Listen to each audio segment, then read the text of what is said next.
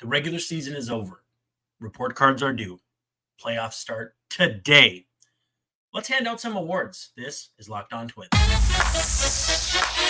You are Locked On Twins, your daily Minnesota Twins podcast. Part of the Locked On Podcast Network, your team every day.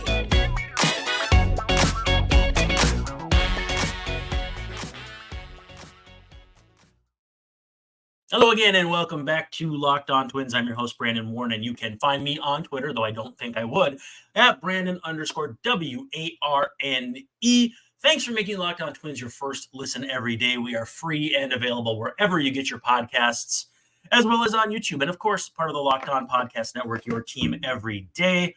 As a reminder, please feel free to be active in the comments. We're going to do a lot of fun stuff here in the postseason, and hopefully, it is an extended postseason run for your Twins. So hang out with us. We're going to do the Locky Awards today, which is just the Locked On Twins Awards for the 2023 regular season. We will also have an episode getting you prepared for the Blue Jays before the postseason drops this afternoon. But with that said, hang out in the comments. We'll have fun with it.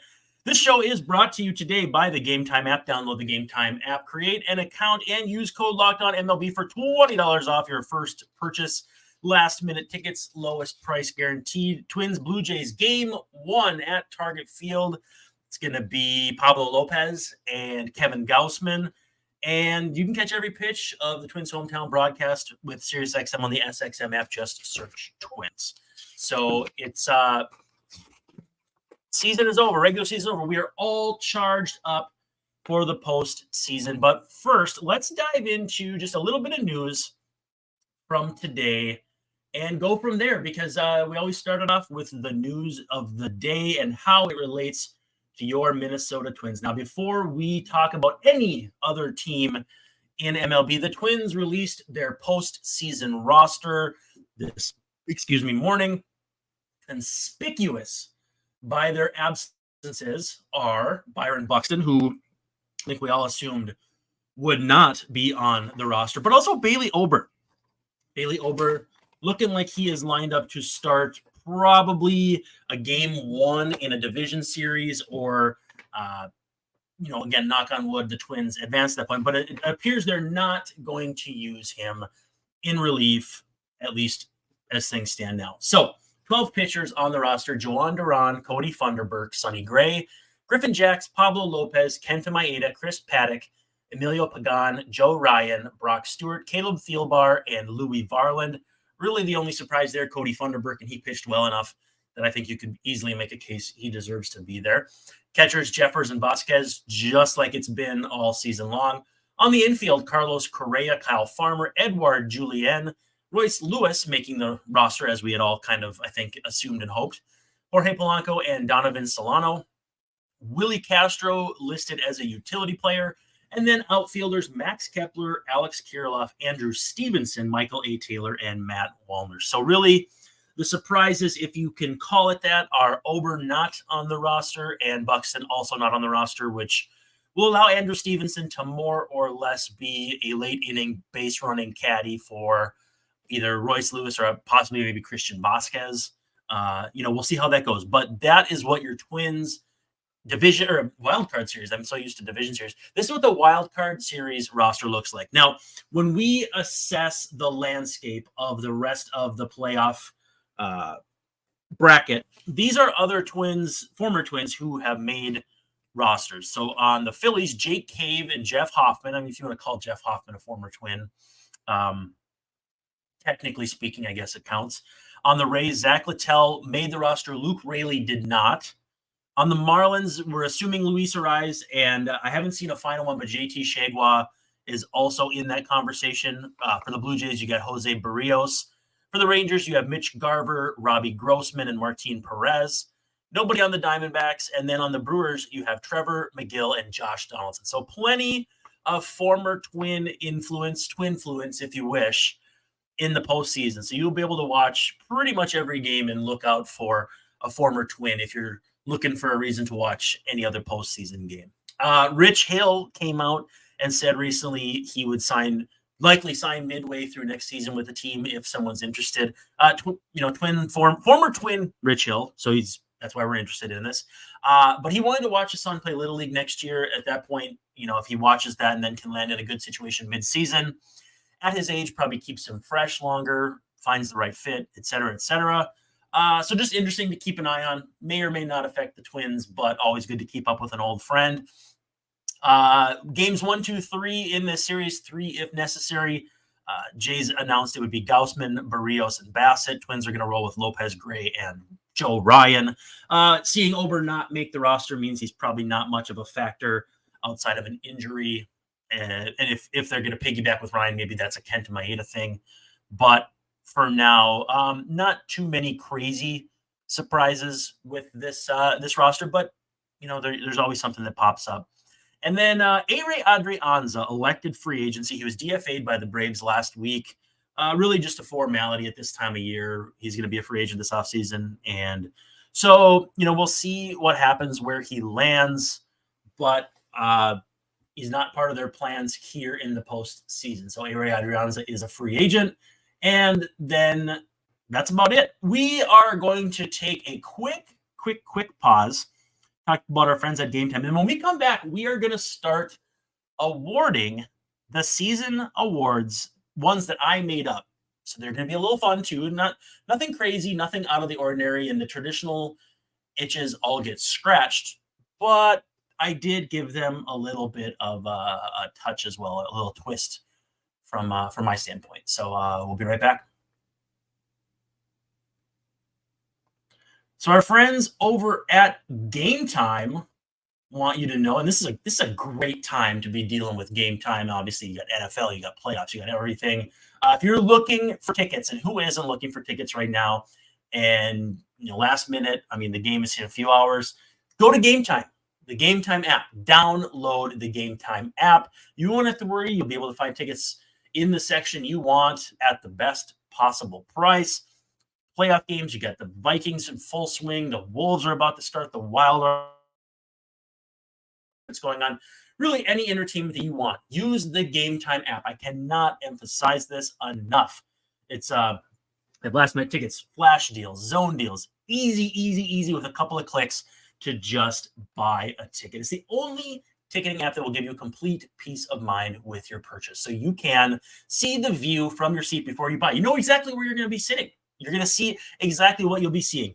The all-in prices will show your total up front. So there's no tricky back of the napkin math that you have to do to worry about what your tickets are going to cost. You can take the guesswork out of buying tickets with Gametime. Download the Gametime app, create an account, and use the code LOCKEDONMLB for $20 off your first purchase. Terms do apply. Again, create an account and redeem code Locked on MLB, LOCKEDONMLB, and you get $20 off.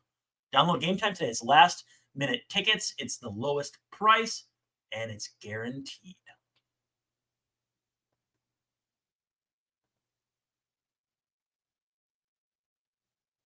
All right, thanks for making Locked On Twins your first listen every day. We're going to be back a little later this afternoon with a full look at how this series lines up. We'll have a in-depth breakdown and preview of the Blue Jays. Get to know the Blue Jays in advance of this series. It's going to be Pablo and Kevin Gausman in Game 1. If you want to catch that, and Game 1 of the Wild Card Series, it's a 3:30 p.m. first pitch. You can check it out with SiriusXM on the SXM app. Just search Twins. You can catch every pitch of the Twins' hometown broadcast. So we're going to hand out some awards. I called them the Lockies, just because Locked On, David Locke, it's just kind of a cute little name for them. But if people have a better idea, I'm all ears, because I'm not that creative. I didn't have to name the show, luckily. I didn't have to name a lot of things. So if you have a better name for these awards moving forward, we'd love to hear it. But we have a handful of awards here, some hitters, some pitchers. Some of it's on field. Some of it is a little less so. But we're just going to dive right in. Let's have some fun. So the first award that I handed out was the Most Improved Award. And I could not come up with a name for Most Improved Award. because I'm trying to think of like who was the Twin that improved the most in their tenure with the team. I mean, Emilio Pagan up front would be a good candidate. He didn't even win the award for me. He got an honorable mention. Can't really name the award after a guy that doesn't win the award, right? But anyway, we'll come up with something. The most improved Twin for my money was Ryan Jeffers. And when I look at the time share that he had behind the plate, I think we all could agree we may have liked to see him play more often. I think the defense was good enough, just wasn't as good as it was with Vazquez. And both players fill very specific roles and what they're good at. We've seen different splits, who catches who, which is more or less even for a lot of the pitchers. So, all of which is a long way to say I'm not sure I know how they're going to divide up playing time behind the plate, and I'm glad it's not my decision because Vazquez is caught already for 2 different World Series winners, and so there's a reason why teams like him back there. It's not just about his bat. It's leadership, it's defense, it's know-how, it's et cetera, et cetera, et cetera. It's all these different things that may or may not be tangible. For me, though, the most improved Twin being Ryan Jeffers comes down to he went from having a 285 on base percentage last year to a 276 batting average. His walk rate of 33 and 335 plate appearances, basically a 10% walk rate, gives you a nice gap between average and on base. So he's working the counts and that sort of thing. Popped 14 homers, which in a full season would come out to, better than 20 if he played, let's say, 130, 140 games. But not a lot of catchers do that, and you're not going to do that with Vazquez. But I think, too, we see that and want more of it. And part of it is guys perform because of the situation they're put in. Playing more often may have made those numbers go down. Playing against more traditional right-handers or whatever it is, it's easy to say, well, I want to see more Ryan Jeffers because he's this good. Well, maybe he's not as good if he plays as much as people want. So all I'm saying is he's the most improved Twin. I'd say Max Kepler, Emilio Pagan, and Willie Castro were my runners-up. And I want to hear who you guys would pick too. Awards that you would award, or how you would award them differently with the ones that I've put together. Love to hear it. I love the feedback because that's what this is all about. We're here to have fun together. And so Ryan Jeffers, most improved Twin. Then there's the Eduardo Nunez Award. They call it Eduardo Nunez. It's the Chaotic Good Award. So a lot going on with this player at all times. And more often than not, it's a good thing. That's Willie Castro. It has to be Willie Castro. He literally played everywhere except catching and playing first base defensively. Pitched a little bit. Just, 9 homers, 33 steals, played everywhere. 124 games for a guy who was non-tendered by the Tigers and was probably not even going to make the Twins out of spring training until some injuries popped up. Like, just an incredible turn of events. Age 26 season too, so it's not like he's an old guy or anything like that. He's always making something happen, and more often than not, it's good. Eduardo Nunez back in the day was losing the helmet, and it was the funny swings at pitches. And if you go back to his Yankee days, you can on YouTube find there are significant numbers of funny plays, funny things that Nunez did that it's just comical. So Chaotic Good, the Chaotic Good Award winner for the 2023 Twins is Willie Castro. The Rick Stelmazik Award, I'm going to go with Coach of the Year. I think you got to go with Pete Mackey. I mean, you look at the strides that this pitching staff made year over year, and keeping in mind too that Mackey took over halfway through last season. We could easily lose sight of the fact that Wes Johnson left, and they already kind of had a house of cards pitching wise. With Chris Archer and Dylan Bundy, it just kind of fell apart. But to pull the nose up and have this kind of season from a pitching staff, absolutely incredible. And Pete Mackey deserves a lot of credit. The pitchers deserve a lot of credit too. Don't get me wrong, but Twins pitchers were fourth in Fangraphs WAR combined at 19.7. They were first in strikeouts per 9. They had the fourth fewest walks per 9. And in terms of like xFIP and FIP, third in xFIP, and in plain old FIP, third as well. So a pitching staff that is top of the top in pretty much every measure. Meanwhile, last year, Twins pitching staff was 20th in WAR at 10.7. Strikeout rate of 8.37 per 9 is 20th. Walk rate of 2.93 was 13th. And so just an incredible leap at pretty much every level. Pete Mackey is your Rick Stelmazik Award winner for Coach of the Year. The Nick Punto Award is the next one we're going to hand out, and it's the Dirty Work Award. I have co-winners here, and it's Kyle Farmer and Donovan Solano. So Kyle Farmer comes over in the trade, probably expects to be the starting shortstop, and then Carlos Correa rolls back into town, rides the horse that he left with. That horse had definitely seen some things. We're not going to lie about that. But Farmer comes in and does pretty much what he does. Pops a few homers, plays good defense, overcomes an incredible hit by pitch early in the season, which I don't think we should sleep on because that is really hard for a player psychologically to come back from. So just a tremendous job by Kyle Farmer all season long, playing whatever role the Twins asked of him, playing against lefties, getting pushed into a more prominent role late with Correa out. Kyle Farmer did everything you could ask of him. Also, too, though, Donovan Solano was just exceptional. Played all over the place. Didn't hit for a ton of power. Only slugged 391, but had a 760 on OPS.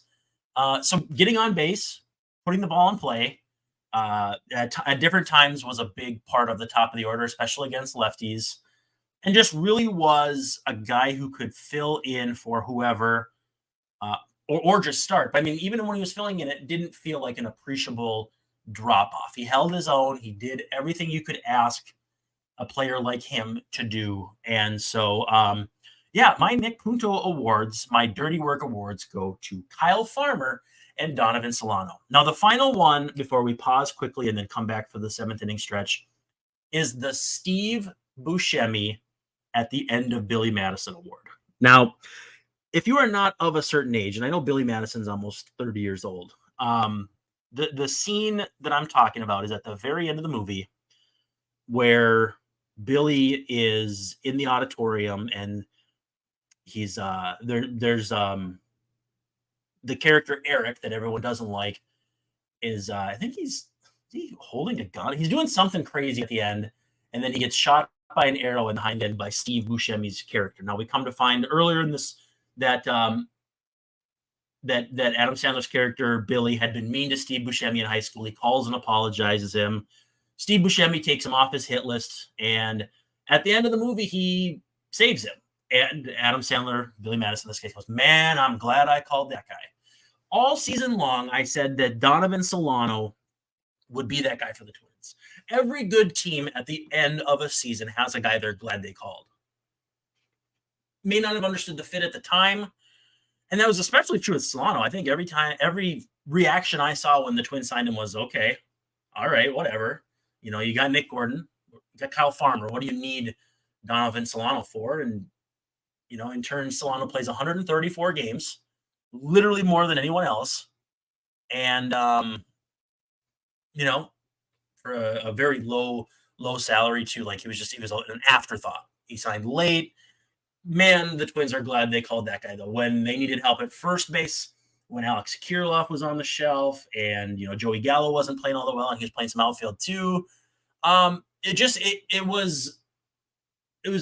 Solano filled in capably. He did a great job at second when asked. He even did a pretty good job at third base too. He was the glue guy, I don't want to call him the Gio Urshela because Urshela didn't move around that much. But like he was that quiet veteran steadying presence that I think you never had to worry about. And I think that is important on a team that was so driven by rookies this year, especially down the stretch. So again, the most improved, we're going with Ryan Jeffers. The Eduardo Nunez Award for chaotic good is Willie Castro. The Rick Stelmazik Award for Coach of the Year is Pete Mackey. The Nick Punto Award for Dirty Work is a co-award for Kyle Farmer and Donnie Solani. And then the Steve Buscemi at the end of Billy Madison Award. Man, I'm glad I called that guy. Oh, you know what? It's Donovan Solano, but I have honorable mentions for Michael A. Taylor, who was traded for a couple of pitchers from the Royals, and Kyle Farmer.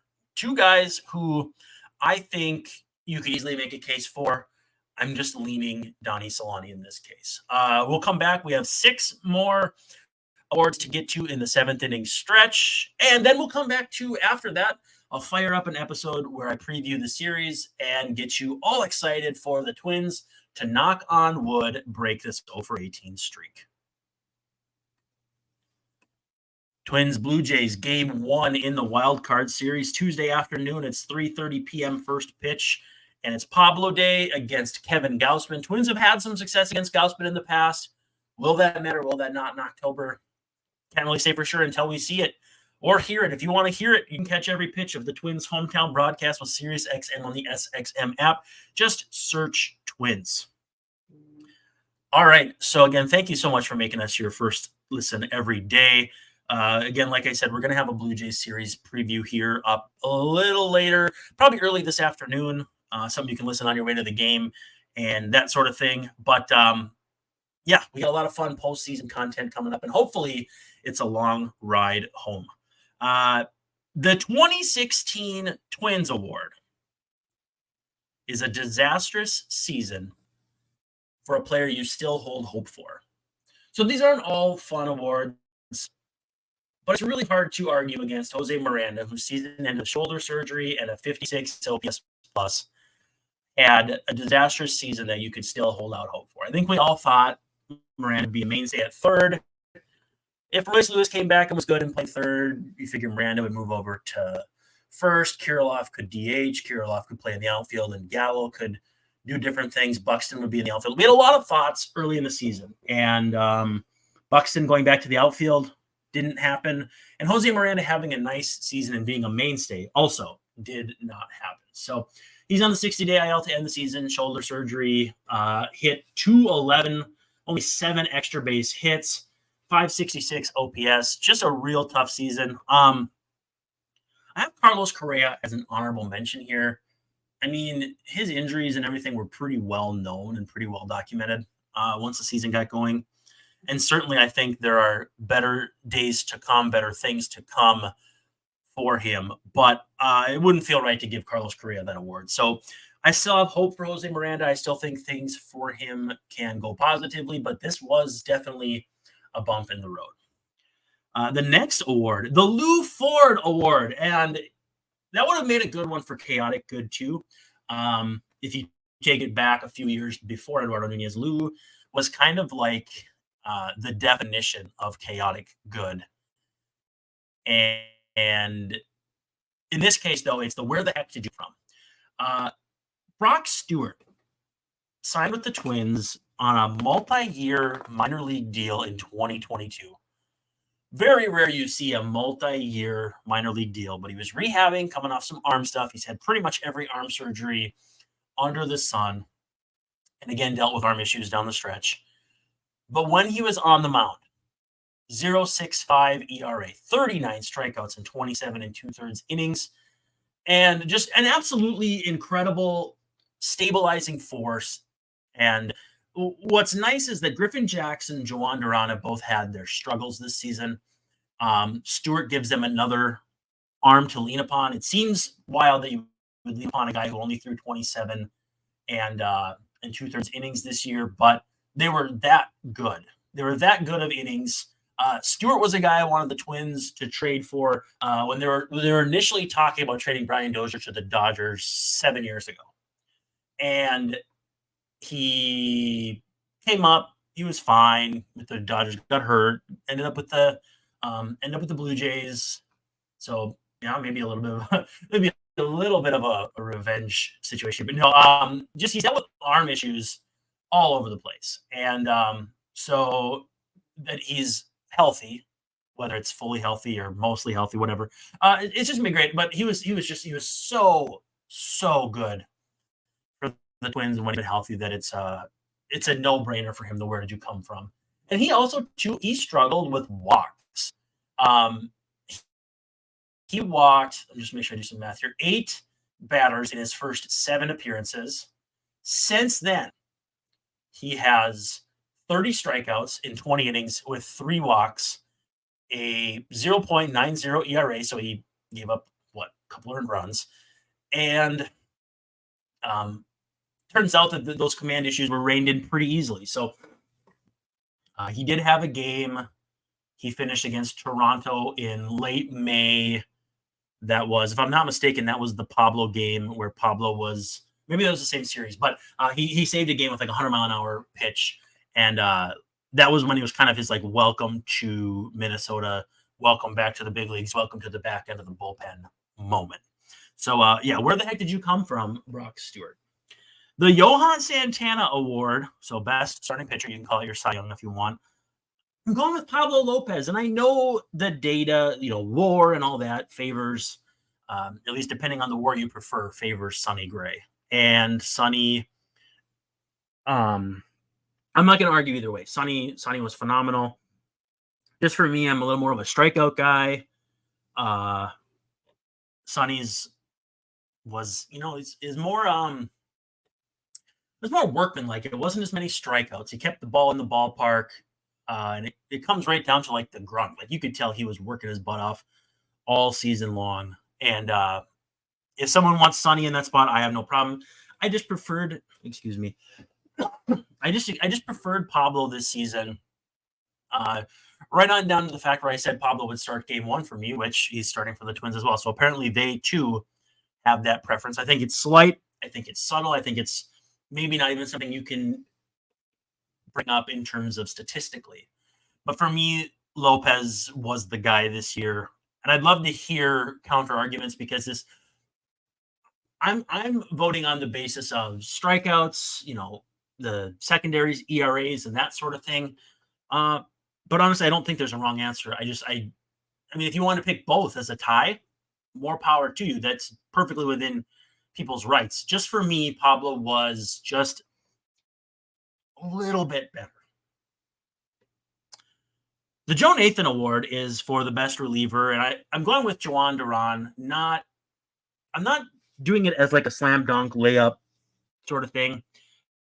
He had an exceptional year, and at his best, he was great. He did have lulls in the season, but we see that with a lot of great relievers of that ilk. I mean, Emmanuel Clase, who is, I think, the pitcher that maybe Duran gets comped to the most just because of the division and it'll throw hard. Clase had stretches where he wasn't particularly good either. So Duran is the easy choice, but I think he's also the right choice. Jack's had his moments. Got BABIP'd a lot. Emilio Pagan was really, really good, but I can't say he was better than Jhoan Duran. I just can't. Brock Stewart didn't pitch enough to be in that conversation. Caleb Kilbar didn't pitch enough, and that home run problem late in the season, maybe that's a thing. Really, it just came down to the fact that it's Jhoan Duran and nobody else. And I like this bullpen more than anybody else going into this series. It's just that Duran is number 1 with a bullet for me. The Marty Cordova Award, the Rookie of the Year, would have been easy to give to Royce Lewis.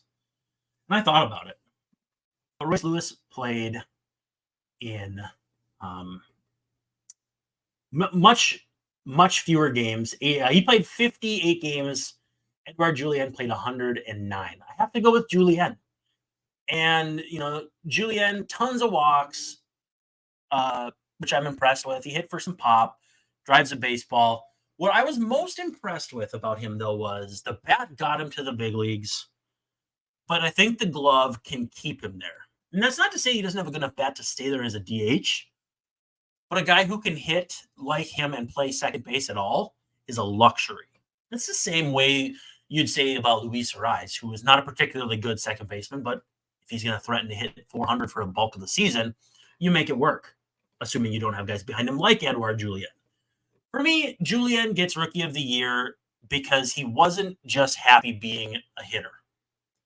The play he made to end the game was one of the last games at home, and he made just an exceptional play right around the bag to end it. And to me, that was like, I don't think he makes that play a month earlier, maybe even 2 weeks earlier. And by all indications, Justin Morneau and everybody kind of gassing him up, saying he worked really hard on his defense. You could see it. So Edouard Julien is Rookie of the Year. And the Kirby Puckett Award goes to Max Kepler. It was so hard for me to pick an MVP. If I can't pick a Cy Young or a Johan Santana, picking an MVP from those two guys isn't going to be any easier. I do like the idea that an MVP should play most days. I'm not opposed to a pitcher being an MVP. But for me, down the stretch, when the Twins most needed offensive help, when the fan base had all but designated him for assignment, in the second half, Max Kepler was absolutely incredible. 306 average, 377 on base, 549 slugging. If you look at his halves with the idea that home runs and RBIs are of utmost importance, they matter, don't get me wrong. But he had 12 homers in the first half, 12 homers in the second half, 30 homers in the first half, or 30 RBIs in the first half, 36 in the second half. But the difference, 688 OPS in the first half, 926 in the second half. In August, a 1,008 OPS, 14 extra base hits, and he follows it up with a strong September 851 OPS. So in the second half, a 926 OPS for Kepler when the offense needed help the most. Max Kepler is your MVP. So we got Miranda as the disastrous but still has hope. Lou Ford, where the heck you came from, award goes to Brock Stewart. The Johan Santana Award for Pablo Lopez. Joe Nathan Award for Best Reliever is Joan Duran. The Marty Cordova Award for Rookie of the Year is Edouard Julien, and Kirby Puckett's MVP is Max Kepler. Don't go too far away. We're going to be back here today with a full sweeping preview of this Jays Twins series. So don't forget to come back. This is Locked On Twins.